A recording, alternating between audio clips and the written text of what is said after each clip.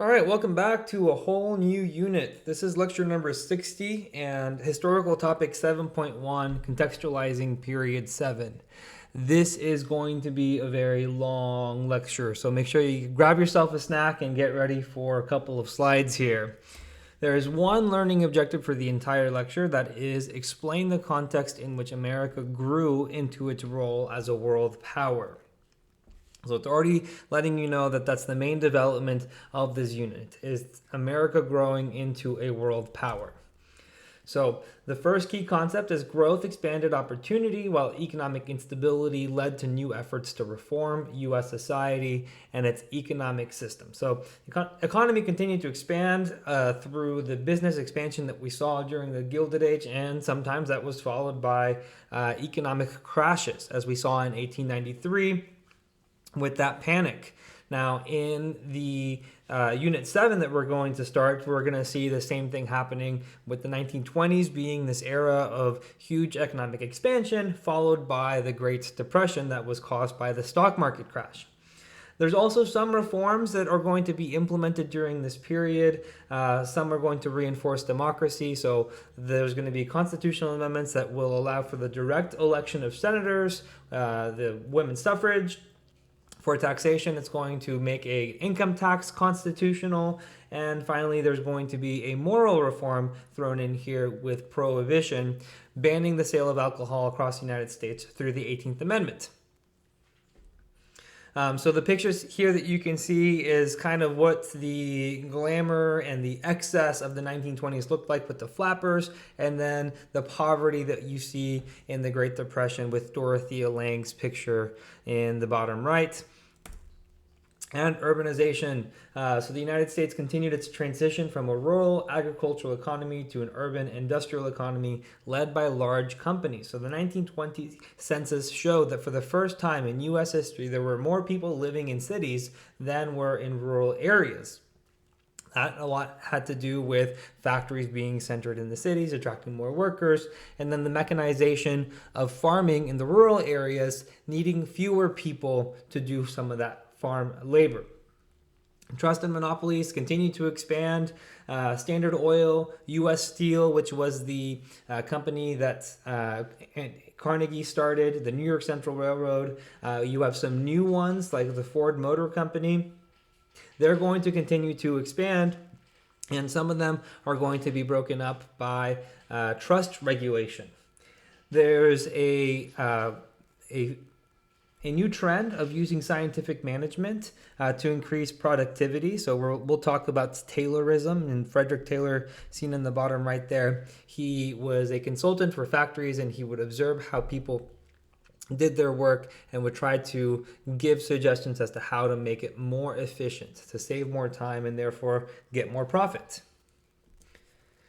So the Progressive Era is the first 2 decades of the 20th century. So in the Progressive Era of the early 20th century, progressives responded to political corruption, economic instability, and social concerns by calling for greater government action and other political and social measures. So there is momentum in the movement to regulate big businesses. There was already legislation and agencies that were created in the previous period, but they had not been properly used to regulate trust and monopolies. In 1887, the Interstate Commerce Act was created the Interstate Commerce Commission to regulate railroads, and finally in the early 20th century, it's being used to regulate prices. So the political cartoon on the bottom left, you see that the railroad executives are going to Uncle Sam to ask permission to raise the rates on their railroads. In the previous period, it was the other way around. They got to set the rates however they wanted. The 1890 Sherman Antitrust Act had defined what trusts were, what monopolistic activity looked like, and that was used to eventually break up Standard Oil. That was Rockefeller's oil company. General Electric, which was Edison's company. And also, it will continue to be used throughout the 20th century to break up big companies like it did in 1982 with AT&T. There's also calls for safer working conditions. The 8-hour workday becomes first we have the 10-hour workday, and then we have a movement for an 8-hour workday. We also end child labor during this time period. The political cartoon on the top right is Teddy Roosevelt, who was also known as a trust buster, trying to wrangle the trust, and in this case, it would be the Standard Oil serpent, as it's depicted. In the previous period, we looked at how Standard Oil was depicted as this octopus that was trying to get more influence in government. All right, so during the 1930s, policymakers responded to the mass unemployment and social upheavals of the Great Depression by transforming the U.S. into a limited welfare state, redefining the goals and ideas of modern American liberalism. So the Great Depression was sparked by the stock market crash of 1929 in October of that year. It led to massive unemployment, up to 25% unemployment. And then out west, the farmers were dealing with the Dust Bowl. So these two factors made the economic conditions worse. President Hoover, who was president during the stock market crash, had a limited response to the massive unemployment. His idea was that the economy would take care of itself and that any meddling from the government would just prolong the unemployment era. So he is voted out of office in 1932, and Franklin Roosevelt is elected, and he puts in place his New Deal. In this first 100 days, he passes legislation to create new agencies that are going to provide for relief and recovery for the economy.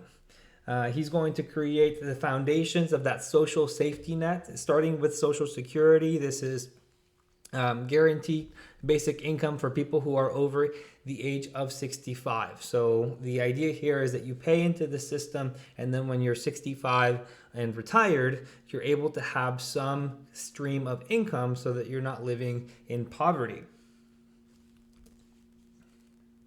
So innovations in communication and technology contributed to the growth of mass culture, while significant changes occurred in internal and international migration patterns. So the technologies that we see here are the telephones and automobiles becoming more widespread and accessible.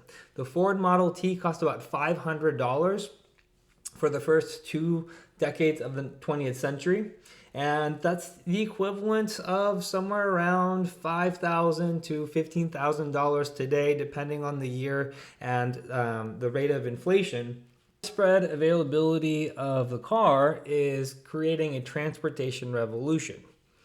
We also see African Americans moving to cities in the north in the first Great Migration. So they're escaping the poor economic opportunities for them in the south and the discrimination that they're experiencing for newer factory work. And then this will be increased during the times of war when more factory jobs become available to them. And with the concentration of African Americans in small places or concentrated places like cities, you have new communities that begin new cultural movements like that of the Harlem Renaissance, where African American poets, singers, musicians, authors, artists are all coming together and being influenced by each other. Some of the main people inside of the Harlem Renaissance are Langston Hughes, Zora Neale Hurston, Louis Armstrong. They're going to be creating new works that are going to influence a lot of other people all across the country. So for popular culture, it grew in influence in the United States society, even as debates increased over the effects of culture on public values, morals, and American national identity. So consumerism continues to grow as it had started in the previous period. Popular fashion, music is changing, and some of these changes are seen as deviant or promiscuous. So for example, the flappers and the dancing that went along with the new music and jazz. So there's a backlash against some of this change, and we see this in the Scopes monkey trial, where a high school science teacher is tried over teaching evolution in school. He is taken to court, and because it becomes such a high-profile case, William Jennings Bryan, who ran for president in 1896, goes to Tennessee and is the lawyer for the opposition. So he is the one that's trying John Scopes, and becomes such a bigger deal once Bryan joins the case for the state that Clarence Darrow, the most popular and most famous lawyer in the time, goes to the defense of John Scopes. Eventually, Scopes is convicted because he had clearly broken the law. But the trial becomes this huge circus, and William Jennings Bryan tries to put evolution on trial as opposed to John Scopes on trial for teaching evolution. So we have economic pressures, global events, and political developments causing sharp variations in the numbers, sources, and experiences of both international and internal migrants. So for the internal migrants, we see African Americans are moving to the cities. There is a backlash against their movement. We see a resurgence of the KKK in the 19-teens. And we see a continuity of lynchings from the previous period. Segregation is still prevalent, and even when they're fighting in wars, World War I and World War II, they're having to do so in segregated units. So in the top right, you see a picture of the 555th Regiment of Engineers, I believe, fighting in World War I. And then in the bottom right, you see the Tuskegee Airmen, which were a segregated unit of Air Force pilots. The international migrants were also receiving more backlash, especially after World War I, where we have the first Red Scare. The idea that immigrants are coming into the United States and trying to spread ideas of communism. We'll see a second Red Scare at the end of World War II. And that is going to lead to further restrictions of immigration. In 1921, the United States Congress passes the Immigration Quota Acts, and then in 1924, through the Immigration Act of that year, it is further restricted to now 2% of the population that was immigrating from the Eastern Hemisphere to the Western Hemisphere. So now every country has a specific quota that they cannot go over for immigrants that they send to the United States every year. So participation in a series of global conflicts propelled the United States into a position of international power while renewing domestic debates over the nation's proper role in the world. So this is kind of what the learning objective was trying to get at. This is one of the ways in which the United States really rises to prominence, and that is through fighting and being successful in a series of wars. First is the Spanish-American War, fought with, obviously, Spain, and it's being fought in the Western Hemisphere, in Cuba, Puerto Rico, and then there's also an eastern theater of war in the Philippines and Guam. It begins because the United States was criticizing Spain over the treatment of Cubans in Cuba, which was a Spanish colony. Then the USS Maine is blown up off of the coast of Havana in Cuba, and the United States blames the Spanish for it. So it erupts into this big war, and because of the U.S. superiority in naval ships, the United States gets a quick victory. In World War I, we had avoided war until 1917, and our entrance proved decisive in tipping the balancing against the Germans and the Austro-Hungarians.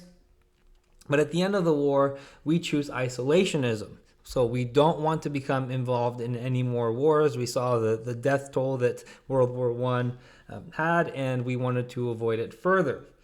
And World War II will come around partly because of our isolationism, and we declare war after the attack on Pearl Harbor in 1941. And at the conclusion of that war in 1945, the United States emerges as the preeminent world power. So in the late 19th century and early 20th century, U.S. territorial ambitions and acquisitions in the Western Hemisphere and the Pacific accompanied heightened public debates over America's role in the world. So we've talked about the annexation of Hawaii in the previous period. Now the military conflict with the Spanish-American War is going to yield new territories for the United States. In the top right, you see a political cartoon from Spain that was criticizing the United States for their efforts in the war, saying that they were only fighting this war so that they could have more territories. And the United States does gain the Philippines, Guam, Cuba, and Puerto Rico out of this conflict. Like I mentioned previously, the United States had achieved this with its new naval fleet. So Teddy Roosevelt, who was the Assistant Secretary of the Navy, gets the Navy to purchase and build all of these ships that are going to help them in future wars. Roosevelt got this idea from Alfred Thayer Mahan's The Influence of Sea Power Upon History. Once the war started, Teddy Roosevelt resigned his post as Assistant Secretary of the Navy, which is a high-ranking position in government and the armed forces, and decides to start his own regiment of fighters that are going to be called the Rough Riders.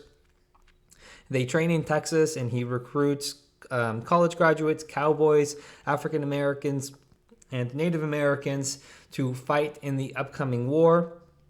Eventually, when the war starts, they can't fit their horses on the ship, and so they end up fighting as an infantry unit despite their name. All right, to World War I and its aftermath intensified ongoing debates about the nation's role in the world and how best to achieve national security and pursue American interests. So the United States entered over Germany's unrestricted submarine warfare, which was interfering with American commerce. And then also the Zimmerman Note, which was a coded telegraph, as you can see on the top right, that had been supposedly intercepted by the British. And it was a message from the German minister to Mexico saying that if Mexico would attack the United States, then they would help Mexico regain the territory that they had lost in 1845 as a result of the Mexican-American War. So for that reason, the United States enters into the war, and at the end of the war, President Wilson is helping lead the negotiations in the Treaty of Versailles, and he's really pushing for the United States to be part of this multilateral effort to keep peace around the world. But politicians back home do not see it the same way, and they will choose isolationism after World War I. They will reject the Treaty of Versailles. So we'll have to make a separate peace with Germany, and we don't join the League of Nations, as you can see there in the bottom right political cartoon, criticizing the United States for being the last missing piece that was necessary for the League of Nations to work. The United States' absence in the world stage is going to slow the recovery in Europe from the war, both economically and physically, from all the destruction that the war caused. And those conditions are going to allow leaders like Hitler to rise to power. And then that will cause World War II. So the United States' participation in World War II transformed American society, while the victory of the United States and its allies over the Axis powers vaulted the U.S. into a position of global political and military leadership. So federal spending and war manufacturing that the United States puts in place to get ready for the war is what's going to get the United States out of the Great Depression. So that's the first major way in which it transformed American society. It brought on a new era of prosperity, and it leads to the United States becoming the world's strongest power. So we have women in the workplace during the war because men are off fighting, and so it's going to lead to greater amounts of women's equality, and it's going to inspire a new generation of women to ask for more equal rights. So we'll see the effects of that in the next historical period with the second wave of feminism. And it also encourages minority groups like African Americans to ask for more equality, so they lead a double V campaign, V for victory. The first one would be victory abroad, and then the second one would be victory at home for equality. And the United States ends the war in 1945 with the surrender of Japan after it had dropped 2 nuclear bombs in Hiroshima and Nagasaki.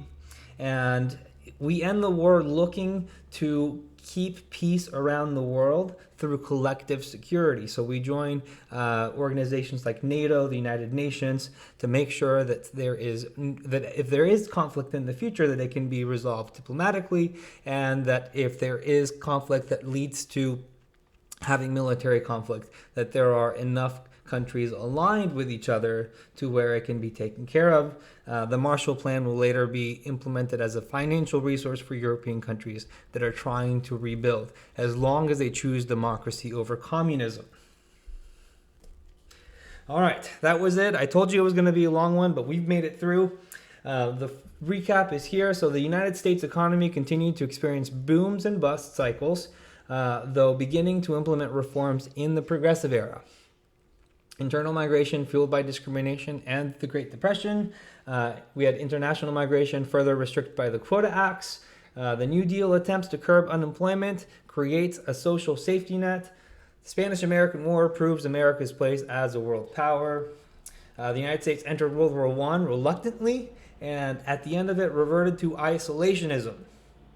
Then the United States entered World War II over the attack on Pearl Harbor, and at the end of the war, it accepts its role as world leader. All right, so you can see that there's a lot of information to come in the next couple of weeks in this historical period. So thank you for watching, and I hope that you come back and watch the rest of the lectures for this period.